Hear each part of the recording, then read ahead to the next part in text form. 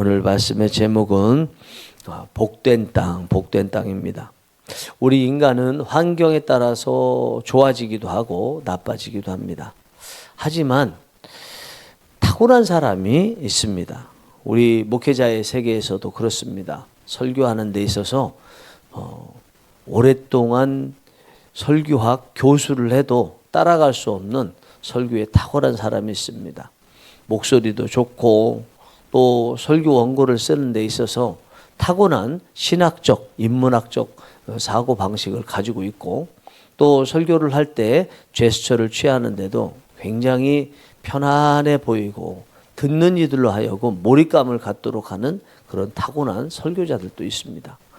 이런 설교자들이 있다는 것을 모르고 오랜 기간 동안 설교를 하면 설교를 다 잘하는 줄 알고 막 시작하는 전도사님들과 같은 그런 분들 앞에서도 늘 설교를 가르치려고 하는 그런 자세를 가져서는 안 되겠다 생각이 됩니다. 그런 경험이 없는 전도사님들 중에 얼마 경험이 없음에도 불구하고 탁월하게 설교를 잘하고 은혜를 끼치는 경우도 종종 있는 것을 보면 우리는 경험이 다는 아니다. 타고난 사람들도 있다라는 것을 생각하면서 누구를 대하든지 겸손한 마음으로 대해야 되겠다 생각합니다. 이렇게 사람에게 타고난 사람이 있는데 땅에도 그렇습니다. 어느 땅에는 소출이 많이 나기도 하고 많은 영양분을 갖고 맛이 많이 나는 그런 과일을 맺게 되는 땅도 있고 어느 땅은 그렇지 않고 수확물도 적고 맛도 별로 없는 그런 땅에서 나온 수확물도 있습니다. 이것은 땅이 타고난 땅이 있고 그렇지 않은 땅이 있다는 것을 의미하는 거죠. 타고난 좋은 땅 중에 하나가 이스라엘 땅입니다. 그렇지만 이 이스라엘 땅도요, 같은 땅인데 좋은 땅, 나쁜 땅이 역사적으로 나타나고 있습니다. 그러면 땅 자체가 좋냐, 나쁘냐 그것이 아니고 어떤 다른 조건에 따라서 좋을 때가 있고 나쁠 때가 있다는 거죠. 좋은 땅이냐 나쁜 땅이냐 그 이스라엘의 땅도 신앙에 따라 달라진다는 거죠. 신명기 28장 11절 12절에 보면 여호와께서 너희 토지소산과 짐승의 새끼를 풍성하게 하시리라. 하늘의 아름다운 보고를 여치사 너희 땅에 비를 내리시리라. 하나님 말씀에 순종할 때 땅이 복을 받을 것이라. 그래서 많은 소출을 낼 것이라 말씀합니다. 레위기 26장 3절에서 4절 말씀도 너희가 내 규례와 계명을 준행하면 내가 너희에게 때를 따라 비를 주리니 땅은 그 소산물을 내리고. 여기 보니까 하나님 말씀에 준행하면 순종하면 풍년이 일어나고 이렇게 말씀하고 있습니다. 열왕기상 17장에는 아합 시대에 흉년이 들 수밖에 없게 되는데 그때 엘리야가 하나님 앞에 기도하자 또 풍년이 되기도 하고 또 기도하기 전에 또 기근이 발생해서 흉년이 일기도 한다는 말씀이 나와 있습니다. 역대하 7장 13절 14절에 이렇게 말씀합니다. 혹 내가 하늘을 닫고 비를 내리지 아니하거나 혹 메뚜기 내리게 토산을 먹게 하거나 할 때에 내 이름으로 일컫는 내 백성이 그들이 악한 길에서 떠나 스스로 낮추고 기도하여 내 얼굴을 찾으면 내가 하늘에서 듣고 그들의 죄를 사하고 그들의 땅을 고칠지라. 하나님의 백성이 하나님께 지은 죄에 대해서 회개하고 하나님 앞에 기도하게 되면 하나님께서 땅을 고치신다 이렇게 말씀을 하고 있습니다. 이런 성경 구절들을 보면 이스라엘이 땅이 무조건 좋다 나쁘다가 아니라 하나님 말씀에 순종할 때는 땅이 복을 받고 순종하지 않을 때는 복을 받지 못한다는 것을 보여주고 있습니다. 이런 현상은요 역사적으로도 나타났습니다. 이스라엘이 통치하는 시기 중에서 다윗부터 히스기야 왕 때까지의 시기를 보면요 아수르와 바벨론과 그리고 로마가 통치하던 시대에 이스라엘 땅의 소산물의 양에 차이가 난다는 것을 볼 수 있습니다. 특별히 다윗 때부터 솔로몬까지 BC 1000년부터 930년까지 약 70년 기간 동안을 보면 이스라엘 전체가 경제적으로 굉장히 풍요로웠습니다. 농산물이 많이 나고 무역도 왕성했습니다. 고고학적으로 보면 무기토와 하솔과 게셀에 곡창터가 있었다. 이런 문헌이 나온 것을 볼 수 있습니다. 북이스라엘이 BC 722년에 아수르에 의해서 멸망했죠. 아수르는 이스라엘을 멸망시킨 후에 이스라엘 백성들을 자기 나라로 이주를 시켰습니다. 그리고 자기 나라 사람들을 이스라엘로 이주를 시켜서 이스라엘에서 농사를 짓도록 했거든요. 그때 사마리아 조세 목록이라는 점토판의 내용을 보면 농산물이 급격하게 감소했다라는 기록이 나와 있습니다. 남유다가 BC 586년에 바벨론에 의해서 멸망했습니다. 바벨론이 이스라엘을 완전히 폐허로 만들었습니다. 농경이 중단이 됐습니다. 그 내용이 예레미야 애가와 바벨론 행정 기록에 나와 있습니다. 그러니까 그때의 이스라엘에는 농산물이 별로 나오지 않았겠죠. 이후에 페르시아, 바사, 헬라, 로마가 다스리게 되는데 외세가 이스라엘을 다스리고 있을 때요. 세금도 과다하게 징수가 되었고 또 대지주제를 강화를 해서 토지가 황폐하게 됐습니다. 그 내용이 역사가인 요세푸스가 쓴 유대의 고대사에 기록이 되었습니다. 탈무드 문헌과 로마의 조세 기록에 그 내용이 잘 나와 있습니다. 요세푸스가 유대 고대사를 썼는데 거기에 이런 내용이 있어요.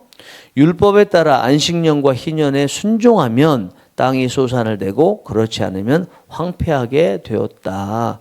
율법에 따라서 말씀에 순종하면 땅이 소산을 내고 순종하지 않으면 황폐하게 되었다. 이렇게 말씀하는 것입니다. 실제로 다른 연구 논문들에도 로마 점령기에는 조세와 전쟁으로 인해서 경작지가 매우 줄었다는 연구 결과가 있습니다. 앞서 말씀드린 대로 땅에도 좋은 땅과 나쁜 땅도 있지만 이스라엘 땅 같은 경우에는 땅 자체가 좋냐 나쁘냐가 아니라 땅에 하나님께서 말씀하신 것에 순종하면 그 땅이 좋은 땅이 되고 그렇지 않으면 나쁜 땅이 되더라는 것입니다. 그러면 이 이스라엘과 같은 땅은 어떤 땅일까요? 소산물을 많이 내고 그리고 품질도 좋은 이런 땅 같은 곳이 오늘날에 어디라고 볼 수 있을까요? 이스라엘 같은 땅이요. 하나님께서 택하신 땅이죠. 그와 같이 하나님께서 택하신 오늘날의 땅은 어디일까요? 바로 일단 교회가 될 수 있을 것입니다. 교회는요. 하나님의 백성들과 목회자들이 열심히 기도해서 하나님이 원하시면 이 땅을 저희에게 교회로 주시옵소서라고 기도해서 얻은 땅이죠. 그러면 교회가 들어섰다는 것은 대충 기도하지 않았다면 하나님께서 주신 땅, 가나안 땅과 같은 땅이라고 볼 수 있습니다. 그렇게 해서 교회가 세워졌습니다. 세워진 이후에 그곳에서 하나님을 열심히 예배합니다. 하나님 앞에 기도합니다. 하나님의 말씀을 배웁니다. 그리고 또 하나님의 말씀에 따라서 봉사도 합니다. 그러면 교회라는 곳은요. 하나님께서 주신 가나안 땅과 같은 곳 그리고 하나님 말씀에 순종하는 땅이죠. 이스라엘의 역사에서 하나님의 말씀에 순종하게 되면 주시는 그 좋은 땅과 같은 역사가 일어나는 곳이 오늘날의 교회라고 볼 수 있는 것입니다. 특별히 교회 중에서 오랜 동안 교회터로 사용하고 하나님을 예배하고 있었다면요. 그 땅은 더더욱 좋은 땅인 거예요. 왜냐하면 예배와 기도에 영양분을 많이 좋은 영양분을 주어서 그 영양분이 축적이 됐기 때문에 그런 교회는 참 좋은 교회일 것입니다. 그런 교회는 기도하면 쉽게 응답받는 교회. 또 하나님의 일을 하려고 하면 하나님께서 쉽게 일하시는 교회. 이런 교회죠. 우리가 자녀들을 볼 때요. 예수님을 믿는 것도 당대에 믿는 사람과 또 2대째, 3대째, 4대째 믿는 사람들이 다르다고 이야기하지 않습니까? 제가 경험해 보니까 정말 이 말씀은 맞는 것 같아요. 당대 때는요, 굉장히 신앙생활 하는데 어려워요. 열심을 내야 돼요. 그에 비해서 결과는 별로 그렇게 좋지 않습니다. 물론 하나님께서는 열심을 내는 그 자체로 그 개인에게 귀하게 역사하시고 은혜를 베푸시는 것은 분명합니다만, 나타나는 이 땅에서의 결과들을 보면 노력한 것에 비해서 그렇게 결과가 잘 나타나지 않습니다. 계속 쌓이고 할 만큼 노력할 때 하나님께서 당대의 신앙인들에게도 은혜를 주시죠. 그런데 그 2대, 3대, 4대 가면 갈수록 별로 노력하는 것이 없는데 이상하게 잘 돼요. 아주 기름칠한 것처럼 잘 되는 일이 저절로 잘 되는 이런 일들을 보게 됩니다. 이것은 같은 하나님의 땅이라고 할지라도, 또 하나님의 말씀에 순종하는 같은 땅이라 할지라도 얼마나 오랫동안 하나님 말씀대로 순종하며 예배하며 살았던 땅이냐, 그에 따라서 또 결과가 다르다는 것을 의미하는 거죠. 그러면 우리 교회가 바로 직전에 2년 동안 교회의 터로 산회교회에서 사용한 곳이잖아요. 그러면 이전에 2년 동안 이곳에서 하나님을 예배드리고 하나님의 뜻 따라서 세워지고 하나님의 말씀을 교육하고 한 땅 위에 또 다시 우리 교회가 들어왔다면 우리 교회도 좋은 곳에 들어온 곳입니다. 사실은 이 건물이 어떠냐 그것 말하기 이전에 하나님의 백성들은 영적으로 봐야 되잖아요. 그럼 우리 교회가 이전에 교회였던 곳에 왔다는 그 자체만 해도 프리미엄을 주고 들어와야 되는 그런 교회다. 기도하면 되는 교회다. 말씀을 증거하면 될 수밖에 없는 곳이 바로 우리 교회라고 볼 수 있을 것입니다. 이런 가운데서 우리에게 꿈이 하나 생깁니다. 우리 교회가 이곳에 얼마나 오래 있게 될지는 잘 모르겠지만 우리 교회가 이곳을 떠날 때 다음 오시는 분들도 교회가 오셨으면 좋겠다. 우리가 머무는 그 횟수와 또 우리 이전에 산유회교회에서 2년 동안 있었던 그 횟수를 더한 이 땅에 주신 하나님의 은혜들을 고스란히 갖고 시작하고 무등타고 시작해서 부흥을 쉽게 이룰 수 있는 교회가 왔으면 좋겠다 하는 바람이 듭니다. 지금 이렇게 시작하는 마당에 이런 생각을 갖고 있다는 거 기도로 계속 이어질지 잘 모르겠지만 하나님께서 은혜를 베풀어 주셔서 저에게도 이 기도를 계속 하도록 하셨으면 좋겠습니다. 그리고 우리가 적어도 이곳을 떠나기 전에 한 달, 두 달, 몇 달 전에는 다음 올 분이 교회 하실 분 오실 수 있도록 간절히 기도해서 우리가 떠난 뒤에 오시는 분들은 오자마자 곧바로 부흥되는 은혜가 있었으면 좋겠습니다. 자, 오늘 본문의 말씀은요, 이렇게 땅에 대한 내용입니다. 하나님께서는 오늘 본문 앞에서 하나님께서 직접 가나안 땅에 들어가셔서 그들이 그토록 들어가기를 싫어하고 두려워하는 가나안 원주민과 직접 싸우셔서 그들을 내쫓아 주시겠다고 말씀하십니다. 이게 앞의 내용이에요. 그 내용을 주신 후에 오늘 본문에서는 이렇게 하나님께서 가나안 원주민을 쫓아내시면 이스라엘 백성들이 한 가지를 착각할 것이다 라는 내용이 오늘 본문 2절의 내용입니다. 그들이 무엇에 대해서 착각하나 2절의 말씀 공통적으로 나와 있는데, 그런데 다른 것이 한 가지 더 있는데 그것은 5절 같은 경우에 뒤에서 보고요. 4절 먼저 보겠습니다. 네 하나님 여호와께서 그들을 네 앞에서 쫓아내신 후에 네가 심중에 이르기를 내 공의로움으로 말미암아 여호와께서 나를 이 땅으로 인도하여 들여서 그것을 차지하게 하셨다 하지 말라. 이 민족들이 악함으로 말미암아 여호와께서 그들을 네 앞에서 쫓아내심이니라. 아멘.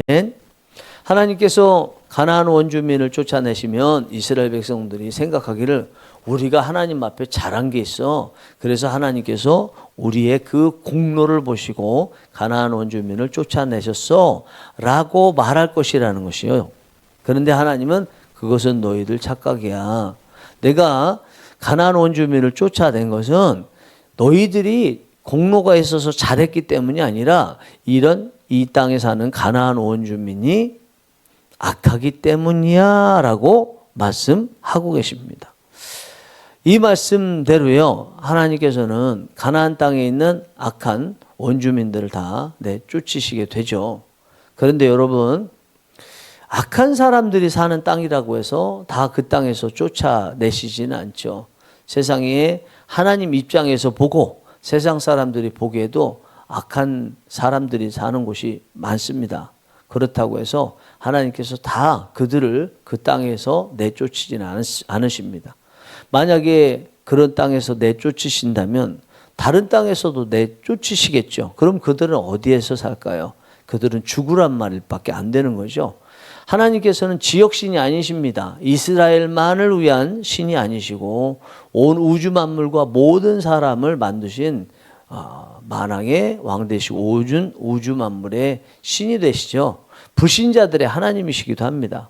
그래서 여전히 불신자로 있고 불신자 가운데서도 악한 모습을 보이고 있는 사람들이라 할지라도 그들을 여전히 살려두시죠.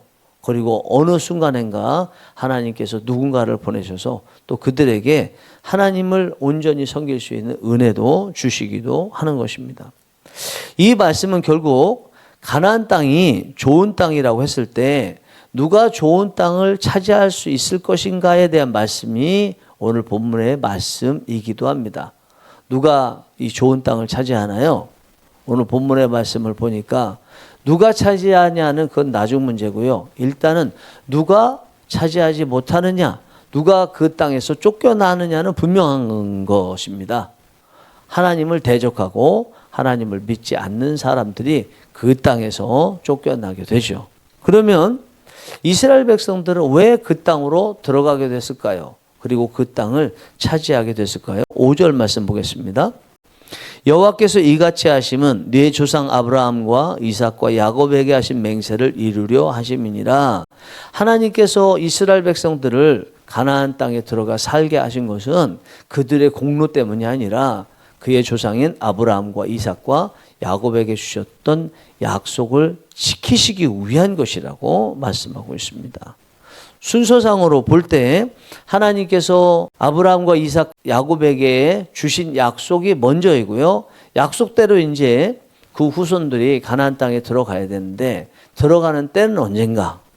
가나안 땅에 있는 사람들이 악할 때 그 악한 사람들을 내쫓고 그 다음에 들어오게 하신다는 거죠. 가나안에 있는 사람들이 악하지 않아요. 아직 하나님은 안 믿어도 그래도 악하지 않아요. 악하지 않은데 약속 때문에 무조건 쫓아내시는 분은 아니시라는 것입니다. 좀 전에 말씀드린 대로 불신자들의 하나님이시기도 하신 분이 우리 하나님이시기 때문에 그렇습니다. 그러면 지금도 이스라엘 땅은 서로 전쟁하고 있는 땅이죠. 왜냐하면 이 이스라엘 땅이라는 것은 하나님께서 당신의 백성들이 살도록 하시는 땅이고, 그러면 불신자들도 또 그곳에 살고 싶어하는 땅이기 때문에 서로 차지하려고 전쟁을 벌이고 있는 곳이 이 가나안 땅, 이스라엘 땅입니다. 가나안 땅, 이스라엘 땅은요, 작은 땅인데 강원도만한 땅, 경상남도 정도 되는 땅, 아주 작은 땅임에도 불구하고 많은 나라들이 그 땅을 차지하려고 노력을 했었습니다. 팔레스틴 사람들, 지금 사는 사람들은 그 땅이 원래 자기의 조상들이 살고 있었던 땅이다. 그러니까 그 땅은 자기들 땅이다. 이렇게 이야기합니다. 이스라엘 사람들은 아브라함 때부터 야곱 때까지 살았던 땅이고 하나님께서 그 땅을 주시겠다고 약속하신 땅이기 때문에 그 팔레스틴 땅, 지금 이스라엘 땅이 자기들 땅이다. 이렇게 주장하고 있습니다. 현재 이스라엘 사람들이 살고 있는 땅 이름을 뭐라고 하나요? 좀 전에 제가 언급한 팔레스틴이라고 이름을 부르고 있죠. 원래는 가나안 땅입니다. 그런데 팔레스틴이라는 이름으로 갑자기 바뀌었어요. 여러분들께서도 어느 순간에 의구심이 드셨던 적이 있을 것 같습니다. 어떻게 하다가 이 땅 이름이 팔레스틴으로 바뀌었지? 이런 의구심이 드실 것입니다. 그것은 로마가 이 이름을 팔레스틴으로 바꿨습니다. AD 70년에 로마가 이스라엘을 완전히 멸망시켰죠. 그런데 그 이후에 로마가 이스라엘에 대한 정책을 세울 때요, 이스라엘 사람들이 분노할 수밖에 없는 정책들을 많이 세웠습니다. 그래서 이스라엘에서 분노하면서 AD 132년에 바르코크바라는 사람이 로마를 대항해서 싸웠어요. 정말 대승을 거두고 예루살렘을 탈환을 했습니다. 이 조그만 나라 사람들에게 예루살렘을 빼앗기자 로마는 전적으로 대반격을 가하게 됩니다. 3년 동안 바르코크바와 싸워서 다시 예루살렘을 탈환하게 되죠. 그때부터 로마가 3년 동안 싸운 AD 135년에 이름을 팔레스틴으로 바꿨습니다. 팔레스틴이라는 것은 이스라엘의 주적인 블레셋에서 이름을 따온 거죠. 그러니까 이스라엘을 지워버리고자 하는 의도가 이 팔레스틴이라는 이름 속에 들어가 있는 것입니다. 이 팔레스틴 사람들은 좀 전에 말씀드린 대로 지금도 계속 그 땅은 조상 때부터 자기들 땅이었다고 주장하는데 그렇지 않죠. 그 땅에 있는 사람들은요, 옛날부터 살고 있었던 사람들은 거의 없습니다. 그 땅의 주인은 계속 바뀌었습니다. 오히려 비록 그곳에서 전적으로 산 적이 없고 그리고 아주 긴 기간 430년 동안에는 한 번도 아무도 살지 않았던 땅이지만 그래도 하나님께서 계속 약속으로서는 그 땅을 너희 땅이다 라고 계속 말씀하셨기 때문에 이스라엘 땅이라고 오히려 볼 수 있습니다. 여러분, 이렇게 보면은 가나안 땅이라는 땅을 놓고 두 민족이 싸우고 있는 거죠. 자, 이 가나안 땅은 오늘날 어디에 해당돼요? 천국에 해당되죠. 예수님께서는 이 천국이 계속 침노를 당한다라고 말씀하셨는데 마태복음 11장 12절에 세례 요한의 때부터 지금까지 천국은 침노를 당하나니 침노하는 자는 빼앗느니라. 천국을 얻으려면 어떻게 해야 된다는 얘기예요? 침노해야 된다는 것입니다. 빼앗으려고 노력을 해야 된다는 것입니다. 빼앗는 방법은 뭘까요? 오늘 본문의 말씀 보니까 하나님의 약속을 받아야 되죠. 약속을 받지 못하는 사람은요, 그 땅에 하나님께서 은혜로 주신 땅이라는 것을 모르는 사람입니다. 다시 이야기하면 자기의 공로로 그 땅을 차지했다고 생각하는 사람이고요. 그 땅을 차지하는 사람은 그 땅에 들어간 것이 자기의 공로가 아니고 전적인 하나님의 은혜였다라고 말을 하는 사람입니다. 자기를 높이지 않고 하나님을 높이는 사람들입니다. 자기를 주장하지 않고 하나님을 주장하는 사람들입니다. 겉으로 드러난 자기의 공로는 뒤로 감추고 드러나지 않은 하나님은 자꾸 드러내고 하나님의 은혜였다라고 말하는 사람입니다. 여러분들이 한번 잘 생각해 보시기 바라겠습니다. 여러분들이 현재 가나안 땅을 침노하고 계신가? 침노하신다면 여러분들께서 이 가나안 땅을 하나님께서 주셨다는 그 약속을 늘 염두에 두고 사시나? 하나님이 주셨기 때문에 내 공로는 없어. 내가 잘한 것처럼 보이지만 사람들에게 칭찬받을 일을 한 것은 아니야. 나는 무익한 종이야. 이렇게 생각하고 계십니까? 아니면 하나님의 약속은 전혀 생각하지 않고 자신이 한 것만 생각하면서 자기에게 공을 돌리려고 하고 있지는 않으십니까? 여러분들에게 하나님께서 주신 그 천국이 여전히 든든하게 서 있습니까? 아니면 불안불안합니까? 여러분들의 그 하나님께서 주신 천국이 다시 한번 굳건히 있는지 점검하고 또 세우시는 은혜가 있기를 간절히 바라고요. 그 어떤 것이 여러분들의 천국을 침노하며 빼앗으려고 해도 하나님의 약속을 받은 자녀라는 그 정체성으로 그것을 다 지켜내시는 모두가 되기를 간절히 바랍니다. 기도하시겠습니다.